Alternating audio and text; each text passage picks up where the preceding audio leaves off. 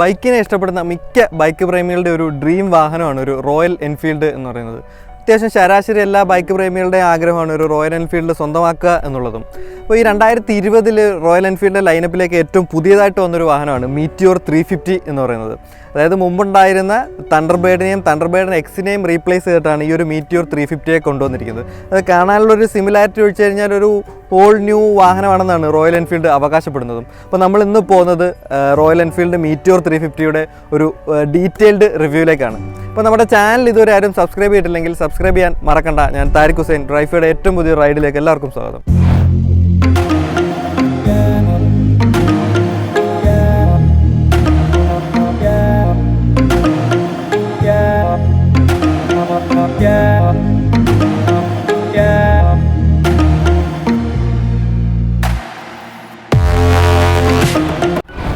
ഈ ഒരു മീറ്റിയോർ 350യുടെ ഡിസൈനിലേക്ക് വരുമ്പോൾ ആക്ച്വലി ഇത് നമ്മൾ റോയൽ എൻഫീൽഡിൻ്റെ ആ തണ്ടർബേർഡിലെ കണ്ട് സുപരിചിതമായ ഒരു ഡിസൈൻ തീമിൽ തന്നെയാണ് ഈ വാഹനം വന്നിരിക്കുന്നത്. പക്ഷേ റോയൽ എൻഫീൽഡ് അവകാശപ്പെടുന്ന ഒരു ഓൾ ന്യൂ വാഹനം തന്നെയാണ്. അതായത് ഇതിൻ്റെ ഷാസിയും അതുപോലെ എഞ്ചിനും എല്ലാം ഒരു ഓൾ ന്യൂ ആണ്. അതായത് മുമ്പ് നമ്മൾ കണ്ട റോയൽ എൻഫീൽഡ് ഒരു 650 സീരീസിലെ ഇൻ്റർസെപ്റ്ററും GT ഒക്കെ ഡിസൈൻ ചെയ്ത അതായത് ഔട്ട്സൈഡ് ഇന്ത്യ ഇംഗ്ലണ്ടിലൊക്കെയാണ് ഈ വാഹനത്തിൻ്റെ ഒരു പ്ലാറ്റ്ഫോമും അതുപോലെ തന്നെ ഡിസൈനും കാര്യങ്ങളൊക്കെ വന്നിരിക്കുന്നത്. അപ്പം ഒരു ഇൻ്റർനാഷണൽ ഒരു നിലവാരം നമുക്ക് ഇതിൽ നിന്ന് അനുഭവിക്കാമെന്നാണ് ആക്ച്വലി റോയൽ എൻഫീൽഡ് അവകാശപ്പെടുന്നത്. അത് നമുക്ക് ഡ്രൈവിൽ നോക്കാം എങ്ങനെയാണ് ഈ വാഹനം പെർഫോം ചെയ്യുന്നത്, ഇതിൻ്റെ വൈബ്രേഷനും കാര്യങ്ങളൊക്കെ. ആക്ച്വലി 3 വേരിയൻറ്റിലാണ് നമുക്ക് മീറ്റിയോർ 350 അവൈലബിൾ ആയിട്ടുള്ളത്. ഇന്ന് നമ്മൾ ഡ്രൈവ് ചെയ്യുന്ന ഈ ഒരു സൂപ്പർ നോവ എന്ന് പറയുന്ന ടോപ്പ് എൻഡ് മോഡൽ, അതിന് താഴെയായിട്ട് സ്റ്റെല്ലാർ, ഫയർ ബ്ലേഡ് എന്ന് പറയുന്ന 2 മോഡലും കൂടി അവൈലബിൾ ആണ്. അപ്പോൾ നമുക്ക് ഈ ഒരു സൂപ്പർ നോവയുടെ ഡിസൈൻ ഫീച്ചേഴ്സിലേക്ക് പോകാം. ആക്ച്വലി സൂപ്പർ നോവയുടെ മോഡലിൻ്റെ ഒരു അട്രാക്ഷൻ ഈ ഫ്രണ്ടിൽ വന്നിരിക്കുന്ന ഈ ഒരു ട്രാൻസ്പെറൻറ്റ് ഷീൽഡ് തന്നെയാണ്. ബാക്കിയുള്ള വേരിയൻസിൽ ഇത് അവൈലബിൾ അല്ല, പക്ഷേ ഒരു ഓപ്ഷണൽ എക്സ്ട്രാ ആയിട്ട് നമുക്ക് വാങ്ങാൻ സാധിക്കും. സൂപ്പർ നോവയിൽ ഇത് അവൈലബിൾ ആണ്. താഴേക്ക് വരുമ്പോൾ നമ്മൾ തണ്ടർബേർഡിൽ കണ്ടിരുന്ന ഒരു പ്രൊജക്ടർ സെറ്റപ്പുള്ള ഹെഡ് ലാമ്പ് ആയിരുന്നെങ്കിൽ ഇത് മാറിയിട്ട് ഹാലജൻ ആണ് വന്നിരിക്കുന്നത്. ഇതിന് ചുറ്റുമായിട്ടൊരു day time running light LED കാണാൻ സാധിക്കും. പക്ഷേ അത് അത്ര ഒരു പ്രകാശമുള്ള രീതിയിലല്ല. അത്യാവശ്യം വെളിച്ചത്തോ സൺലൈറ്റുള്ള സമയത്തോ അത്ര നല്ല രീതിയിൽ നമുക്ക് കാണാനും സാധിക്കത്തില്ല. പക്ഷേ രാത്രിയിൽ അത്യാവശ്യം നല്ല രീതിയിൽ അത് കാണാൻ സാധിക്കുന്ന രീതിയിലാണ് വന്നിരിക്കുന്നത്. ഇതിൻ്റെ വീല് വന്നിരിക്കുന്നത് ഒരു മെഷീൻ കട്ട് അലോയ്സ് ആണ് വന്നിരിക്കുന്നത്. നല്ല അട്രാക്റ്റീവായിട്ട് ഒറ്റ നോട്ടത്തിൽ തന്നെ നല്ലൊരു അട്രാക്റ്റീവ് ലുക്ക് വരുന്ന ഒരു അലോയ്സ് ആണ് 19 ഇഞ്ചസിൻ്റെ വന്നിരിക്കുന്നത്. അതുപോലെ തന്നെ ഫ്രണ്ട് വന്നിരിക്കുന്ന ഡിസ്ക് എന്ന് പറയുന്നത് 300 mm ഡിസ്കുമാണ് വന്നിരിക്കുന്നത്. ഫ്രണ്ട് 19 ഇഞ്ചും ബാക്ക് 17 ഇഞ്ചിൻ്റെ വീലുമാണ് വന്നിരിക്കുന്നത്. മുമ്പ് നമ്മൾ തണ്ടർബേർഡിൽ കണ്ടിരുന്നത് ബാക്ക് ഒരു 18 ഇഞ്ചാണെങ്കിൽ മീറ്റിയോറിലേക്ക് വന്നപ്പോൾ ഒരു കംഫർട്ടിൻ്റെ ഭാഗമായിട്ടായിരിക്കണം അവർ അതിൻ്റെ സൈസ് കുറച്ച് 17 ഇഞ്ച് ആക്കിയിട്ടുണ്ട്.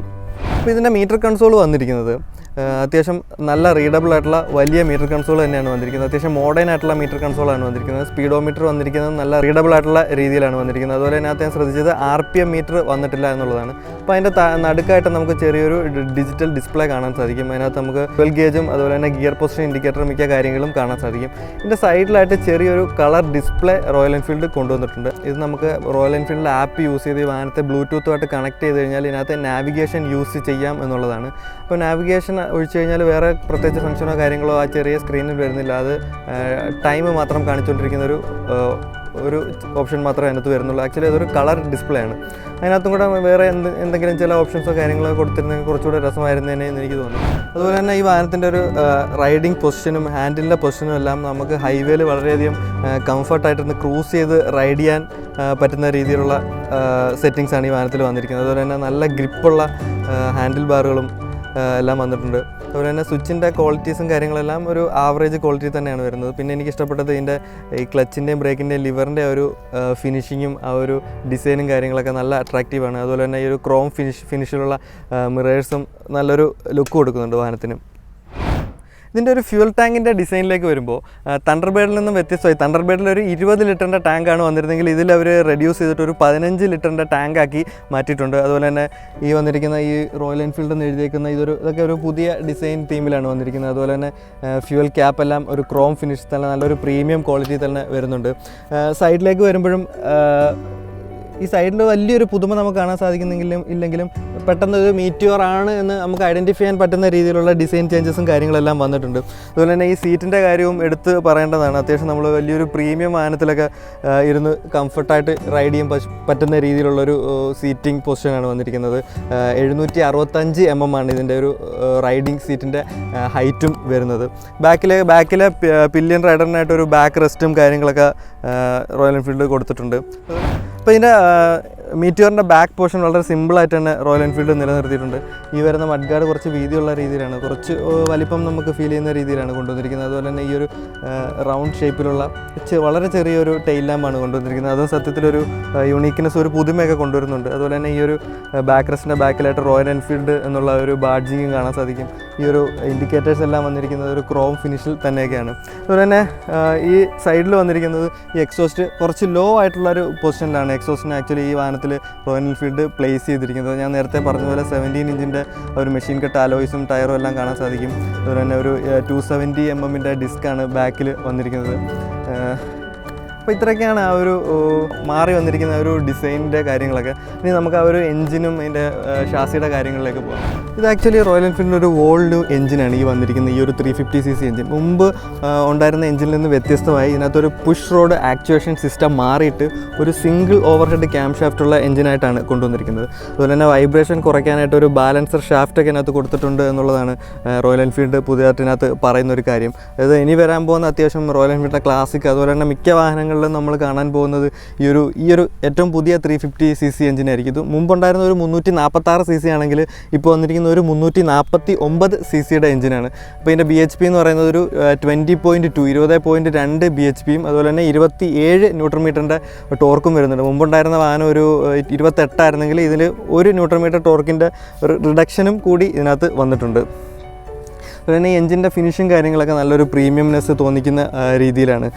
പെട്ടെന്നൊന്നും ഇങ്ങനെ തുരുമ്പെടുക്കുമോ എന്നുള്ളൊരു സംശയം വരാതിരിക്കാൻ വേണ്ടിയുള്ളൊരു ആ ഒരു മാറ്റ് ബ്ലാക്കിൻ്റെ ഒരു പെയിൻറ്റിങ് ഒക്കെ നല്ലൊരു പ്രീമിയം ക്വാളിറ്റി നമുക്ക് ഫീൽ ചെയ്യുന്നുണ്ട്.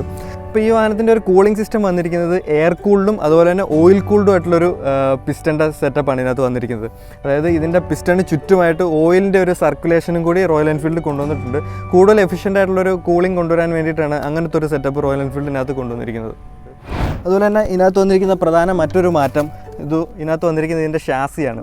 മുമ്പ് വന്നിരുന്ന ഒരു സിംഗിൾ ഫ്രെയിം ക്രാഡിൽ ഷാസി ആണെങ്കിൽ ഇപ്പോൾ വന്നിരിക്കുന്ന ഒരു ഡബിൾ ട്യൂബുലാർ ഷാസിയിലാണ് ഈ വാഹനം റോയൽ എൻഫീൽഡ് കംപ്ലീറ്റ്ലി കൊണ്ടുവന്നിരിക്കുന്നത്. അതും ഈ വാഹനത്തിൻ്റെ ഒരു വൈബ്രേഷൻ റിഡക്ഷന് പ്രധാന പങ്ക് വഹിക്കുന്നുണ്ട് എന്നാണ് റോയൽ എൻഫീൽഡും ഇതിനകത്ത് അവകാശപ്പെടുന്നത്. അപ്പോൾ അതുകൊണ്ട് തന്നെയാണ് ഞാൻ നേരത്തെ പറഞ്ഞത് ഇതൊരു ഹോൾ ന്യൂ പ്രോഡക്റ്റ് തന്നെയായിരിക്കും റോയൽ എൻഫീൽഡിൽ നിന്നും.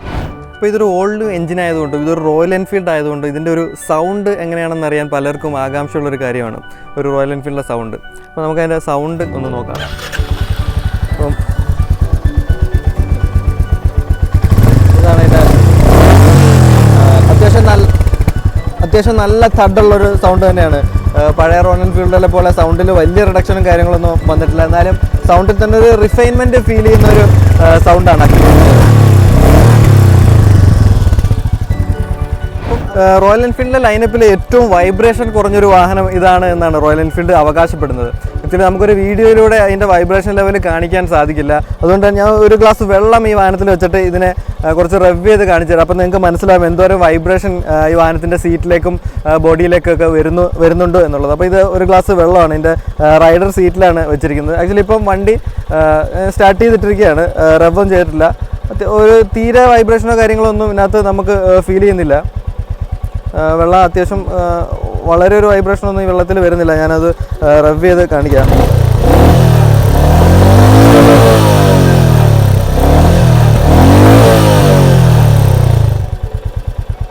അപ്പോൾ ഇത് ബാക്ക് സീറ്റിൽ വെച്ചാലും ആ ഒരു വലിയൊരു ഡിഫറൻസ് ഒന്നും നമുക്ക് ഫീൽ ചെയ്യുന്നില്ല.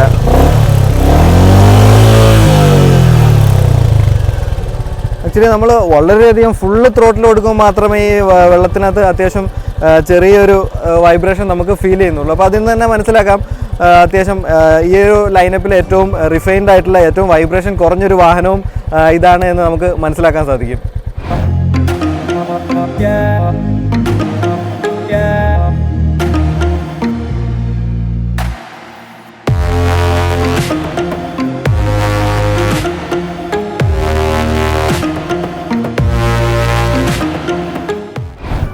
ഓക്കെ, ഇനി നമുക്ക് റോയൽ എൻഫീൽഡ് മീറ്റിയോർ റൈഡ് ചെയ്യാൻ എങ്ങനെയുണ്ടെന്ന് നോക്കാം.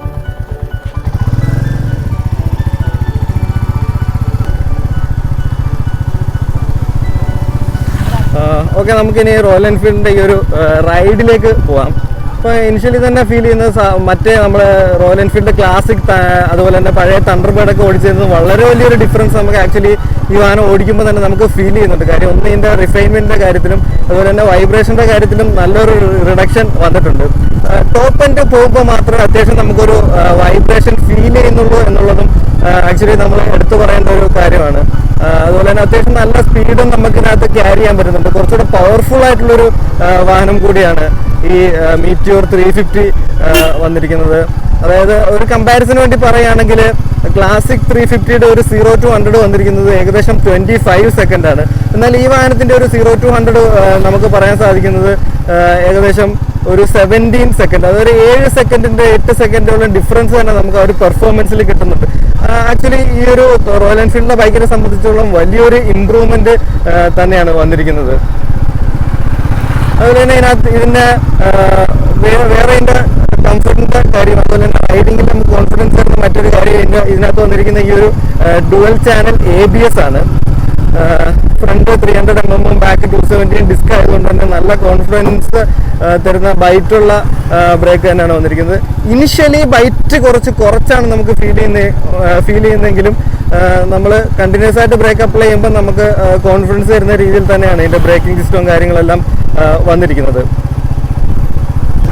ഇതിൻ്റെ ഗിയർ ബോക്സ് വന്നിരിക്കുന്നത് ഒരു 5 സ്പീഡ് ഗിയർ ബോക്സ് ആണ് വന്നിരിക്കുന്നത്. പഴയ വാനിൽ നിന്നും വ്യത്യസ്തമായ ഒരു ഷോർട്ട് ഷിഫ്റ്റ് ഗിയർ ബോക്സ് ആണ് വന്നിരിക്കുന്നത്. ഇത്രയും നേരം ഓടിച്ചിട്ട് എനിക്ക് ഇതുപോലെ ഒരു മിസ്സായിട്ടുള്ളൊരു ഷിഫ്റ്റ് പോലും ഇതുവരെ വന്നിട്ടില്ല എന്നുള്ളതും നല്ലൊരു കാര്യം തന്നെയാണ്.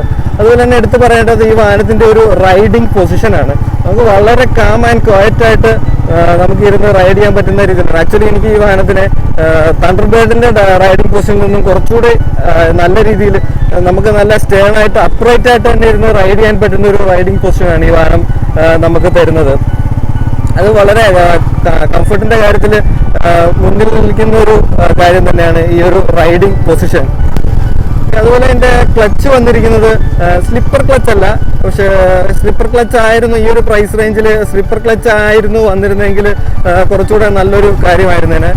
ക്ലച്ച് കുറച്ച് ഹെവി സൈഡിലാണ് ക്ലച്ച് വന്നിരിക്കുന്നത്. അപ്പോൾ ഇതിൻ്റെ ഒരു ലോ സ്പീഡിൽ നമുക്ക് പോകുമ്പോൾ ആക്ച്വലി ആ ഒരു ലോങ് ത്രോ പിസ്റ്റൻ്റെ ആ ഒരു ശബ്ദമൊക്കെ നമുക്ക് കുറച്ച് രസിപ്പിക്കുന്ന രീതിയിൽ തന്നെ ഇതിൻ്റെ ട്യൂണിങ്ങിൻ്റെ ഭാഗമായിട്ട് വന്നിട്ടുണ്ട്.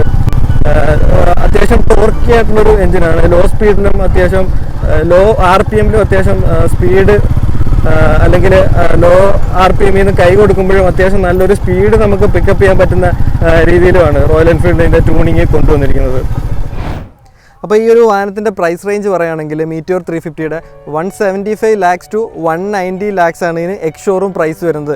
190 എന്ന് പറയുന്നത് ഏറ്റവും ടോപ്പ് എൻഡ് മോഡലായ ഈ ഒരു സൂപ്പർ നോവയുടെ റേറ്റാണ്.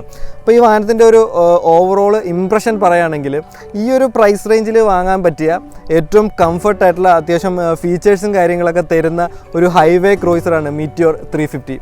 അപ്പോൾ ഇത്രയൊക്കെയാണ് മീറ്റിയോർ 350യുടെ വിശേഷങ്ങൾ. വീഡിയോ നിങ്ങൾക്ക് ഇഷ്ടമായെന്ന് കരുതുന്നു. Thank you so much.